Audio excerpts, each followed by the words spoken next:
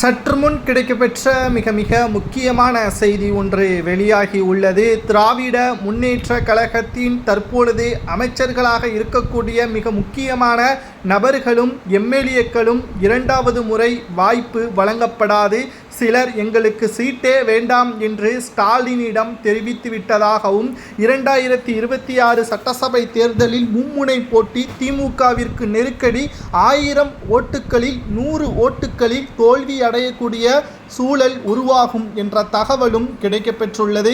யாருக்கெல்லாம் எம்எல்ஏ பதவி மீண்டும் கொடுக்க முடியாது, அதாவது பெரியசாமி, குறிப்பாக மா சுப்பிரமணியன், துரைமுருகன் இவர்களுக்கெல்லாம் எம்எல்ஏ வேட்பாளராக களம் இறங்க முடியாது. அந்த தொகுதியில் உதயநிதி ஸ்டாலின் அவர்கள் இளைஞர் படையில் யாராவது ஒருவரை களத்தில் இறக்குவார். குறிப்பாக பிட்டி பழனிவேல் தியாகராஜன் அவர்களுக்கும் ராஜன் அவர்களுக்கும் சீட் வேண்டாம் என்றும் அவர்களே தெரிவித்திருப்பதாகவும் அரசியல் வட்டாரங்களில் கூறப்படுகின்றன.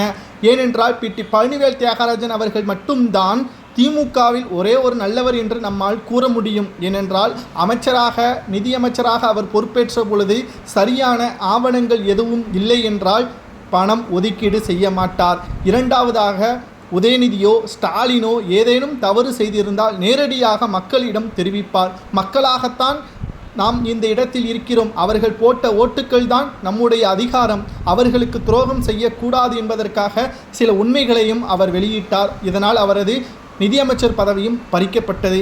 இதனால்தான் இரண்டாவது முறை எனக்கு சீட் வேண்டாம் என்றும் பிடி பழனிவேல் தியாகராஜன் அவர்கள் தெரிவித்துவிட்டார். தற்பொழுது உதயநிதி அவர்களுக்கும் விஜய் அவர்களுக்கும் தான் 2026 சட்டசபை தேர்தலில் போட்டி என்றும் சமூக வலைதளங்களில் நம்மால் பார்க்க முடிகிறது.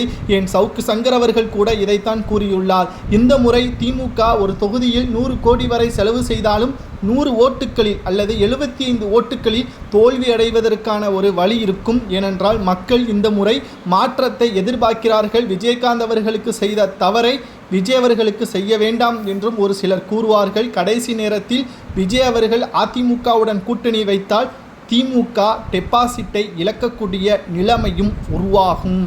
எதிர்க்கட்சி அந்தஸ்தை கூட 2011ஆம் ஆண்டில் எப்படி இருந்ததோ அதே நிலைமைதான் 2026லும் திமுகவிற்கு எதிர்க்கட்சி அந்தஸ்து கிடைப்பது கூட கடினம் என்ற தகவல் சவுக்கு சங்கர், எதிர்க்கட்சி தலைவர் எடப்பாடி பழனிசாமி போன்றவர்கள் தெரிவித்து வருகிறார்கள்.